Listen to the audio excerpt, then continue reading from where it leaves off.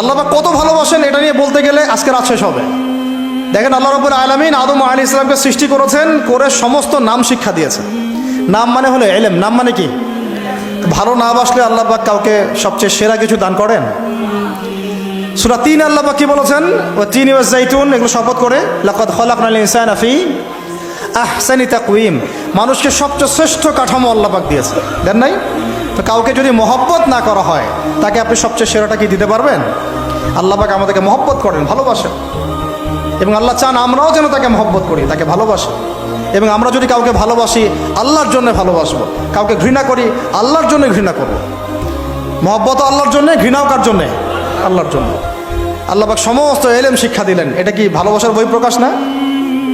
নূহ আলাইহিস সালামের কওম দীর্ঘদিন আল্লাহর কথা শোনে না, আল্লাহ পাক সবর করলেন, ধৈর্য ধরলেন, গজব দিলেন না, শেষ পর্যায়ে গিয়ে আযাব দিয়েছেন।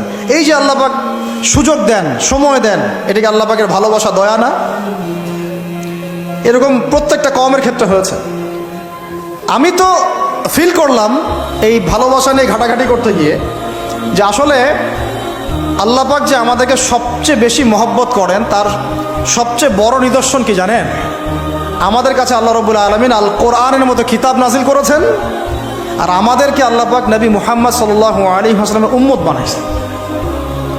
আল্লাহ পাক যে নবী মুহাম্মদ সাল্লাল্লাহু আলাইহি ওয়াসাল্লামকে এই দুনিয়াতে পাঠিয়েছেন না, এটাই সবচেয়ে বড় মহব্বত, সবচেয়ে বড় রহমত।